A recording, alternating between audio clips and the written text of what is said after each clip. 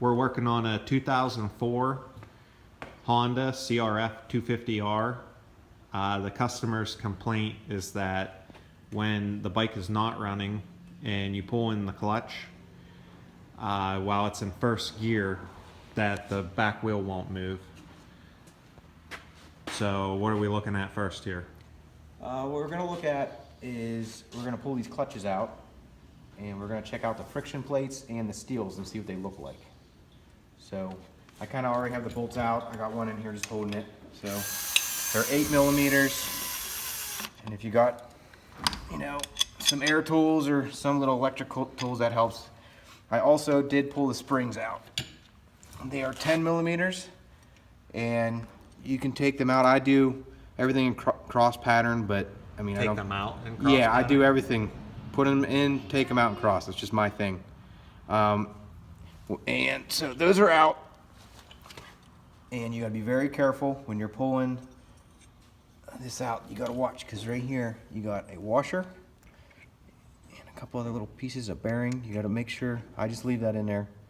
Just be very careful with it and inspect. I mean, this is a Henson, so these things are a little more high performance, but the rest of the clutch actually isn't. It's all factory. So somebody did this. It wasn't us, but it is what it is. What's that part called? The pressure plate. So it's obviously, it works on a CR125 or a CRF250R. So A little bit of information Yeah. that you probably won't use. yeah, exactly. So what you want to do is, luckily we're able to just get these out pretty easily with just our fingers. You want to pull them out as a pack, just so you kind of know what's, you just know the way they put it in should be correct. So what I do is I just flip it up and then I inspect each one, put them back the way it is. That way everything goes in the same spot. Same way, yes. So there's no changing. You know, you don't want to change anything and then you screw up. So, so what we want to look at is, one, we are going to get a measurement of how thick it is. Okay. Now, because there is a spec, and if it's out of spec, obviously you got to replace them. And we're also going to look at the steels. And this one, I don't know if you can see it on the camera, but inside is all, they're changing colors. It might be hard to see, it's kind of a lighting thing, but that means it got hot, and that is a worry. Looks like blued. Yes, and once we get these out, measure them, and we'll look at them. But yeah, I mean, once you start seeing discoloration, it's got hot. So, and I'm assuming these are out of spec as well, so we're just gonna probably replace them. So what we'll do is come over here and get some measurements and show you guys a quick, easy way to look at it and get you in the ballpark of what you're looking at here. All right, we're going to take some measurements on these friction discs here. Okay, so from what we saw was it looked like the steels had a lot of discoloration and they were burnt. So obviously you want to check to see the thickness and compare it to the spec in the manual. So I think it's 0.100. I think that's what the reading is for factory, and you obviously want to get the between the two, the fat spots there. So so we want to check it right there. You can see that is 0.09, pretty much 0.089. So that's what you want to do through all of them. I mean, but we checked a couple already. They're all about the same. They're all real close. So if you're going off the factory spec, if that's out of spec. And you also, if you can see it, you can definitely see the color difference in there. Okay, there might be some difference as it is, just because it's running in oil and stuff, but these things, they're all discolored. There's actually, on this one, you can see some of the friction actually like burnt onto it. I mean, these things are pretty much toast. And when that happens, when these are out of spec and these are hot, there's a good chance they're warped. And you know, when we do this stuff, pay the $100 or so and just buy the kit, get some new steels, get some new frictions, and most of the kits come with heavy duty springs. So that's what we're gonna do. We're gonna get a set of EBC heavy duty clutches and with springs, and we will show you guys the installation of that. Okay, what do the steel plates look like next to the new ones? Okay, steel plates. All right, so obviously these are brand new. So nothing, no discoloration on them at all. And then you, at least on the side here, you can compare these. And then you look at them. It's a little hard with the lighting, but I mean, they're just, you got to take our word on it. I mean, they are really dark compared to factory for the new ones. I mean, it's just completely different shade. So, and yeah, so possibility of being warped. We don't want any of that nonsense going on in a bike like this. Not up in here? No, we're racers, so we went top notch. So yeah, we're gonna get these clutches installed. We'll show you how to do it here in a little bit. Taking a look at this basket, I don't know if you can tell, but there are a whole bunch of grooves worn in on the edges of the basket here where the plates ride. You can really tell right here. From the clutch plates riding in there, they'll wear grooves, and in actuality you probably should replace it, but they're not terribly bad. And sometimes when they do start to get bad, you can also use like a file and clean them up if you really don't want to spend the money. But what'll happen is from releasing the clutch, it'll get really grabby. So just something to think about there. Fuel. What is it? What's going on? What? What are you saying? Nothing. Wasn't your question, how do we not get grossed out by touching oil? Yeah. What did I tell you? Well, that's not what I meant, but I didn't mean it like that. Oh, okay. What did I tell you though? Because we're men. Yeah. Okay.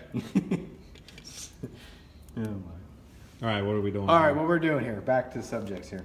All right, so what you want to do is when you get these new clutches, you want to put them and let them soak in some oil. So we let it soak overnight, and that gets all the oils and stuff into the friction material.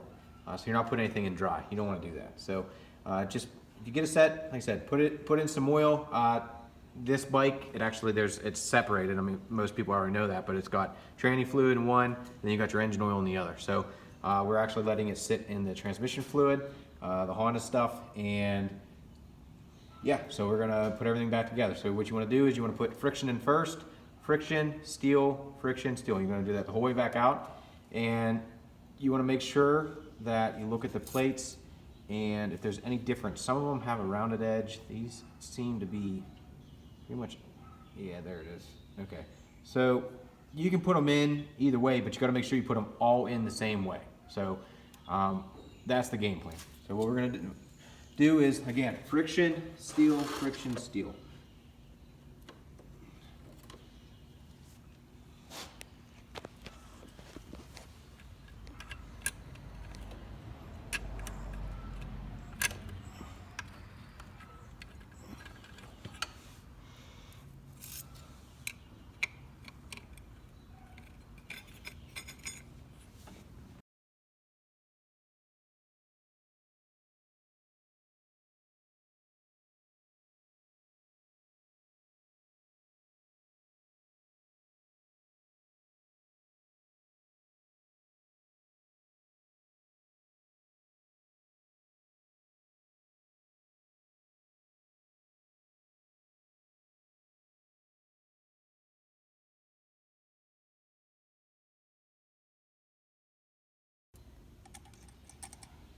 Okay, putting the springs in.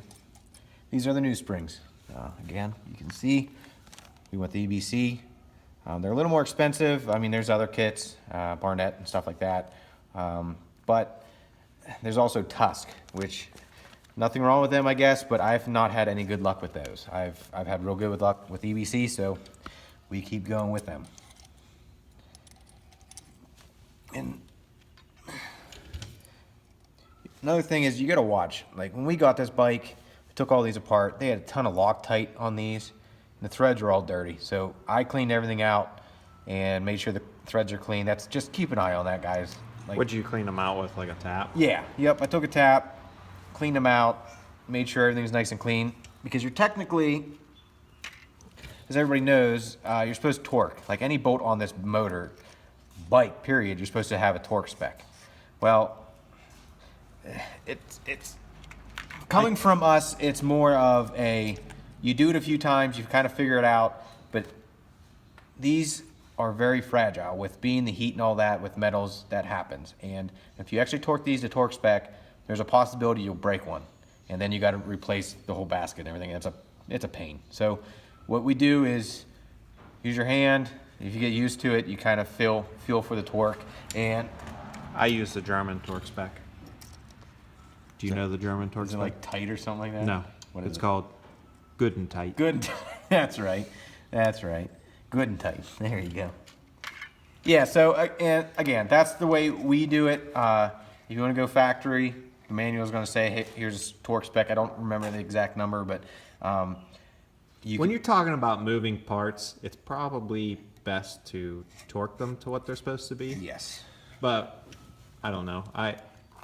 I'm not gonna lie. I typically don't torque everything. But if it's a moving part, I usually torque it. Yeah, and that's the same Sometimes thing. they'll have sequences too, like the order you need to torque things in. Yeah, like if you're doing like valves, I mean, like these motors, you got to shim the valves.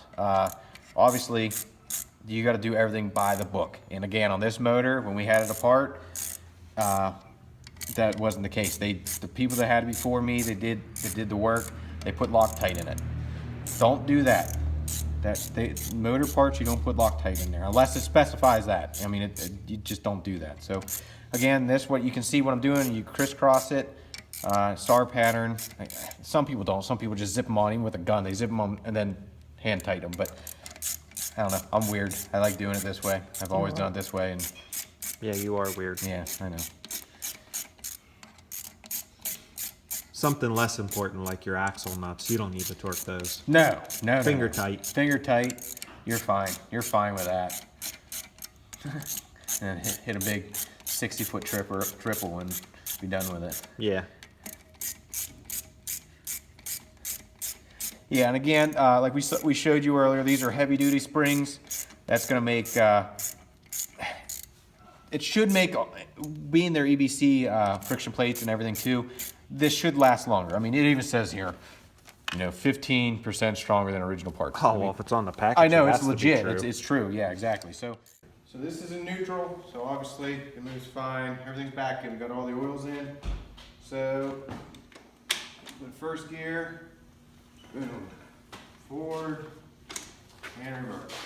So got it back to everything's adjusted where it needs to be, and should have a happy customer.